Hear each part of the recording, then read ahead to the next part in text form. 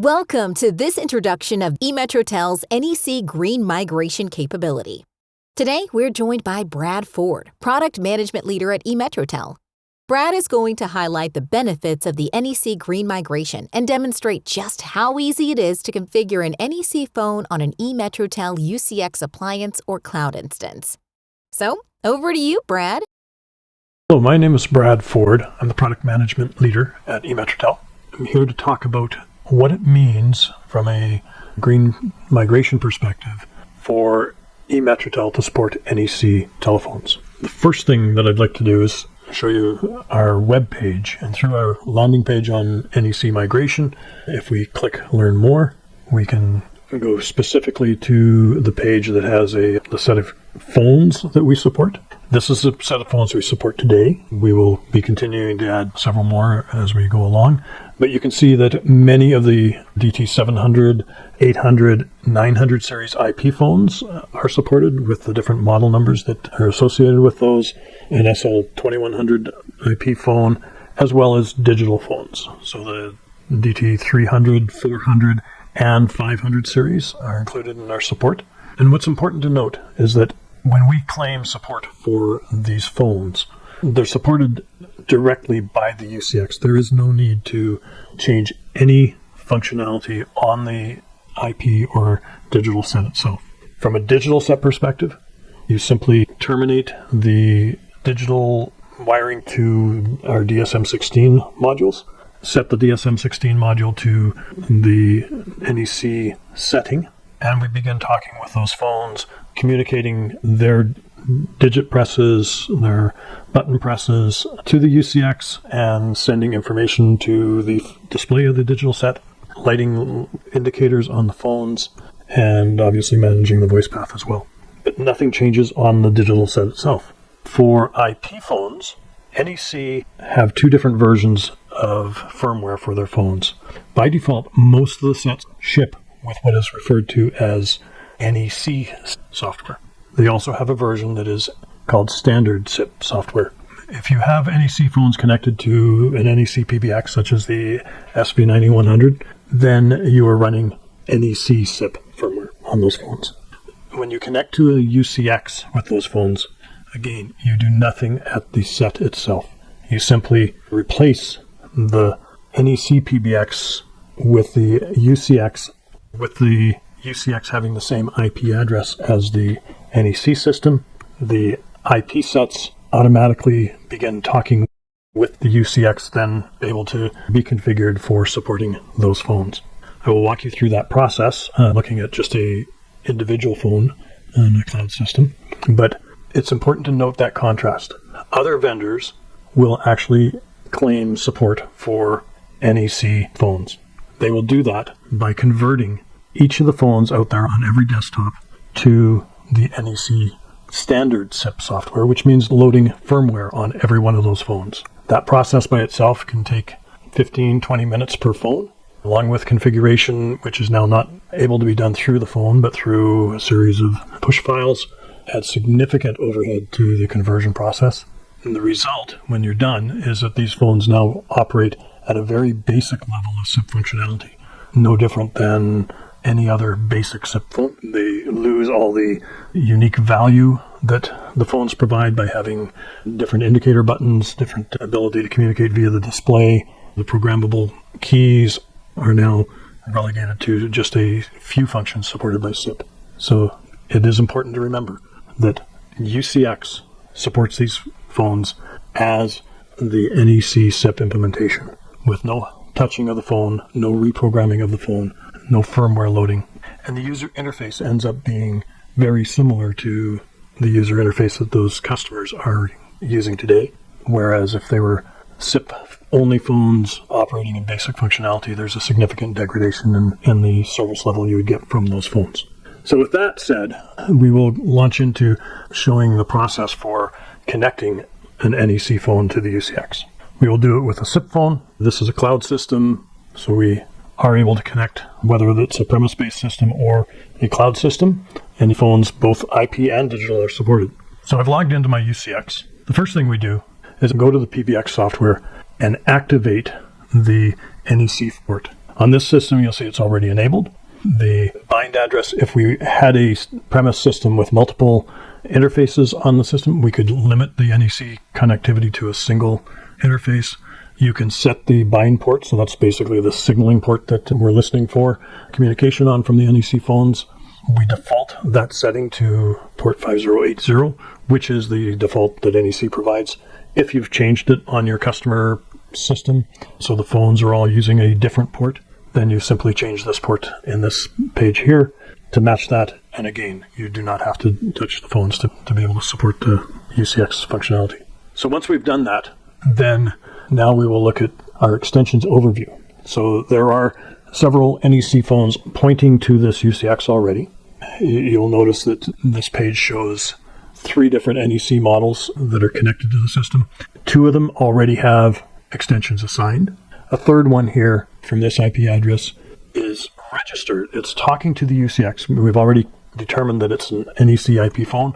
We actually know it's an ITK24 IP phone, so 24 buttons, but it does not have an extension associated with it. We want to do that. We are going to group it in with the extensions of the 4100 group. We will create an extension for that. We do that simply by going to the PBX configuration page and creating a new XSTIM device. We treat these as XSTIM just as we treat Panasonic, Avaya, Nortel phones as XSTIM. So they have full functionality as far as writing to the display, communicating programmable key buttons, feature indicators, things like that. So we are going to submit this request to create a new XSTIM extension. We will call it 4105 from an extension perspective. We will give it a name of new NEC phone. Many of the configurable items on this page are common across all phones on a system, so you set them in the settings pages and then can use the default values. That's what we're going to do unless I've otherwise noted it here. So we can actually even assign a DID if we have an intended target DID that we want to use this phone. We can do that from here. But the cornerstone of our functionality is recognizing that this device uses XSTIM technology. And we associate extension capabilities with the MAC address of the phone. So gone are the requirements for username and password configuration on the phone. So you don't even have to know on those desktops that you're migrating to UCX what the name and password for those phones was. You can simply connect them to the UCX. As I pointed out, they register with it and they start communicating. And if I know the MAC address, I could actually type the MAC address in here right now. But we have another way of identifying devices that are on here. And if I click that select button, I can see that there is a phone, and it's the ITK24 button phone that we showed before, waiting to be assigned an extension. We also have already determined the MAC address of that phone, so that's what you'll see here when we actually submit this. And I can also determine the IP address of that phone from here. So it gives me a double check of, is that the phone type, is that the MAC address, and is that the appropriate IP address. So I'm going to select this phone because that's the only one I have on here. Again, leaving things as defaults, with the exception of one area. Just want to highlight that to assign voicemail for this phone, we simply move it from disabled to enabled. It creates a default password of 829 with the extension number.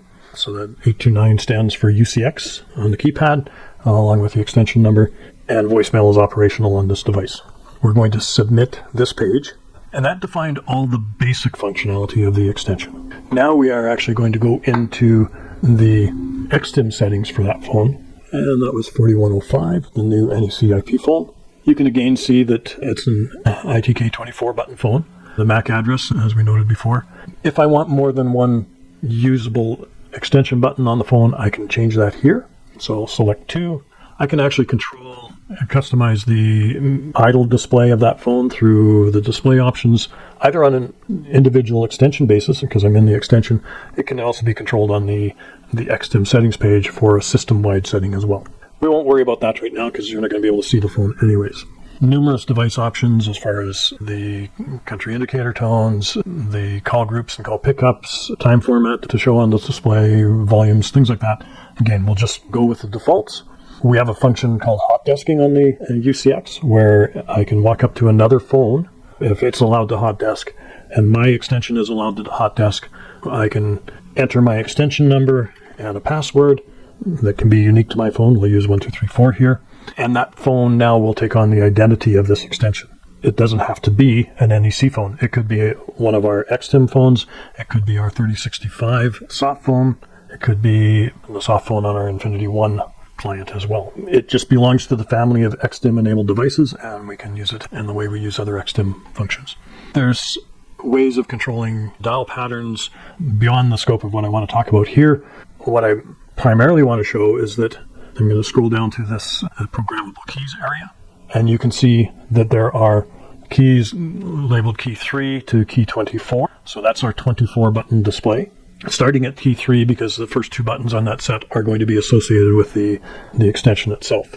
Now, I can go in and put a label of Brad on here with Brad's extension of 4104, and when somebody presses key 3, it will dial. It's an auto dial button for 4104. If I want it to be a busy lamp indicator, I put a B after it. If I actually want this new set to ring when Brad's set rings, I would put an R for ringing after that. Again, standard UCX XSTIM functionality. But I can also go in and choose from our list of features that are essentially pre-programmed. So it might be that this phone is going to be used as a contact center agent. So I have a login, logout button. One button accomplishes both. It actually will log me into every queue that I've configured for. And then I probably would want an agent unavailable button, and I could go down the list and assign it park or paging buttons, etc. But once I've done that, I submit those changes, and submitting changes on the UCX locks in that functionality, but it doesn't start the reassignment of that functionality until you hit the apply config button.